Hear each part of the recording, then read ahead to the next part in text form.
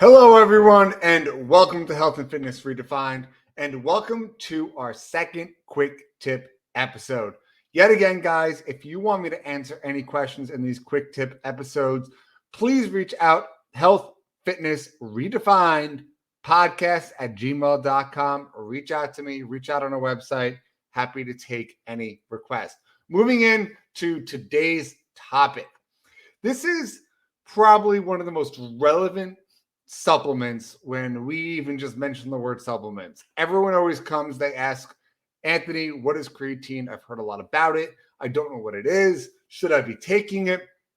And I'm just going to start off very basic, like I'm going to say with every supplement. If you feel like you need to supplement your lifestyle, like you need that extra edge, take supplements. If you don't take supplements. Most things in supplements are found in nature. For example, our topic today, creatine, is found in any red meat. It is also naturally produced in our bodies when we sleep. So it is something you already have in there. But if you're looking to really get ahead and you have very specific goals and needs, then maybe it is something you should look into.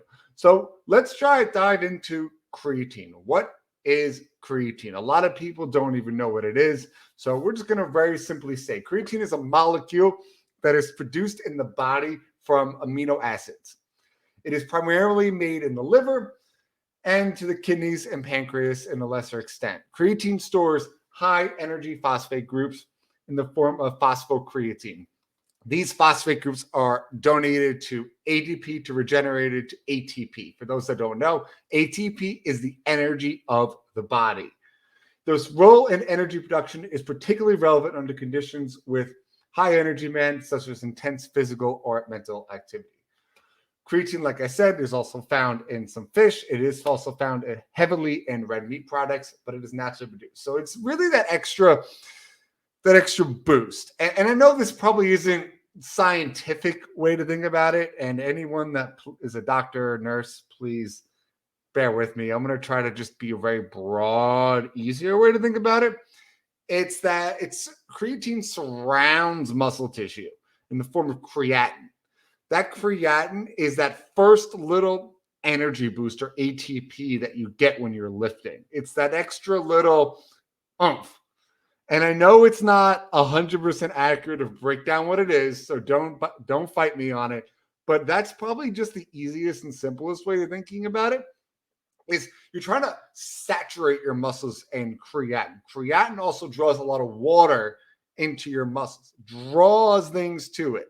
So normally your muscles aren't fully saturated in creatine because we don't have enough creatine in our bodies, especially those that don't eat red meat.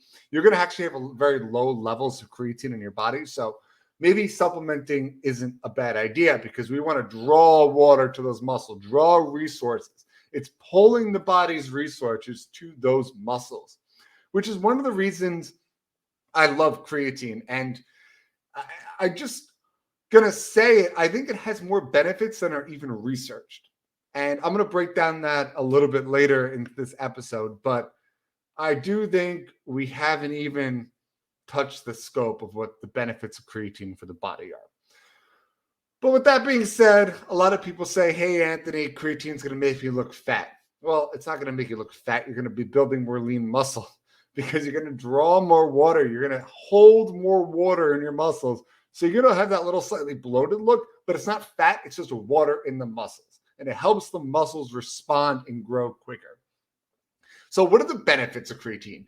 Why should anybody even think about taking it? Well, if you're somebody that likes to really work out and wants to get like that extra edge, wants to see improvement in strength and power output, this is something that I do recommend. One of my favorite websites is examine.com. I've talked about it before in the show, and it's just the best resource for supplements. Like, you want to know something? Go to examine.com. They break everything down. They take all independent studies, and it puts it in a very simple form for you to look at. So I'm actually going to go ahead and pull it up on my green here. So for those watching audio, I'll just read it. So the primary benefit of creatine is improving strength and power effort during resistance exercise. It is super well researched, like I said, and it can help modestly increase lean mass. It has also been tested for effects of anaerobic running capacity, and it's helped a small in cognitive performance. So it is something that does help. I'm going to break down some simple stuff. A lot of the stuff they tested, such as like, it's going to damage your kidneys. Let me just kill this real quick. And it kind of says it right here for you. But yes, your kidneys do break down creatine, but you need to take such an obscene amount. I've only ever heard of one person having kidney failure from creatine. It was all over the news. It was someone out of Florida, but they were taking up to 50 grams a day. The recommended dose of creatine is 5 grams. They were taking 50, so 10 times the normal amount. Plus, they weren't drinking enough water. And this is something I'm going to dive into. If you do want to start taking creatine, you need to get enough water. There is no ifs, ands, or but about it. Your body is going to be holding more water. It's going to be using more water. So you need to drink more water. I drink, when I start supplementing the creatine, I particularly do it in the winter. So I like having a gallon all the time, every day, because it really helps not get like that diarrhea and nausea spot, especially with the loading phase. Anthony, what's loading phase? Great question. With creatine, because like I said, the purpose is to form creatine to saturate the muscle tissue. It takes longer if you don't load. A loading phase is when you have higher amounts of creatine at first. Usually within the first 2 weeks, you can really load up. After that, you kind of drop down to that recommended 5 grams a day. But a lot of people do the loading because they want to see benefits quicker. There is real no supportive reason to load unless you really just want it right away.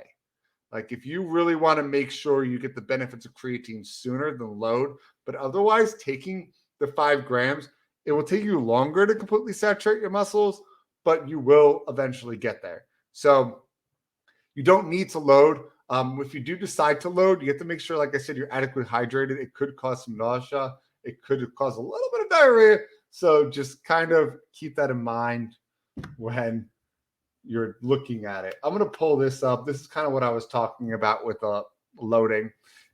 Recommended to take 20 to 25 grams for 5 to 7 days. It's your loading, and then take 5 grams daily for 3 to 4 weeks. There is really no reason to wash out. You could just continually take it. I personally take it throughout the whole winter.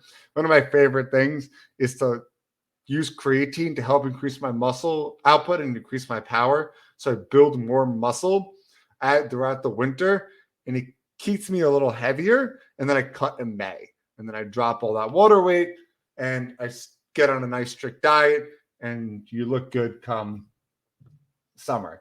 But besides that, there's really no reason to load. With that being said, if you want to really get an edge with lifting more weight, you want to see an increase in anaerobic performance. Anaerobic means without oxygen. So your weight training, it is something I would tell you to take. If you don't really care, you're doing it more for weight loss, you just like the exercise is just something you're kind of just adding in. You're not a serious weightlifter. Don't bother. It's just like with most supplements. It's not something you should be taking. If you're a vegan or vegetarian, I do recommend taking creatine because you're not getting it in natural sources like red meat products. But besides that, that's kind of where we sit. And you can always hop on Examine, and it will really show you like basic things about how it breaks down, like how good it is as having muscle creatine content. Supplementing has a strong increase. It's got an A+ grade, meaning it was double-blind study. And then you can break down to see how it helps with fatigue. It helps with weight loss. So there are certain things that it can help with. And it's going to help with weight loss because you're building more muscle, increasing your BMR. If you go back to quick tip 1 we did 2 weeks ago, you'll catch that link. Real quick, because I know it's a quick tip episode and I'm really going into creatine here. Like I said, I do like it. 2 things. 1, if you're supplementing creatine monohydrate, when you're looking for products, please make sure they're pure. Don't go buy something that has 400 ingredients in it and tell me that creatine is bad for you and causing issues. The ingredients should just say creatine monohydrate, period. Nothing else. Zero, zilch. Don't get additives in it. It's not worth it. Just regular, basic creatine monohydrate. And it does show it's slightly better after exercise instead of before. So yet again, if take it after exercise, but really the difference is literally like 0.5%. It's pretty low. Now I'm going to talk a little bit about my theory. So Anthony has a theory, and it's basically that creatine can help with any injuries. Because a lot of the times when you get any like partial tears or you hurt your sprain or whatever, it's really a cause of the muscle fibers tearing, right? So the muscle needs to reheal itself. And the easiest way for muscle to reheal itself is to draw more blood and more water to that area, right? That's why that's your body's ability to heal. This is why we do physical therapy, because you really want to bring the healing factors from your blood to that injury to help heal it. Your body does this all the time. So would it give your body an edge if you took creatine to help draw those resources to that injury site? I don't want to say it's a thing. It's definitely true because there's no research on it. And like you guys know, I'm all about research. So it is just a theory. It's something I've considered. I don't see the harm in it. So if you do have a partial tear or anything like that, maybe it could help. Maybe it won't. You know what? There's no harm. Just yet again, make sure you're drinking enough water, guys. Take a look at examine.com for any questions about as it goes to the effects of creatine and all that.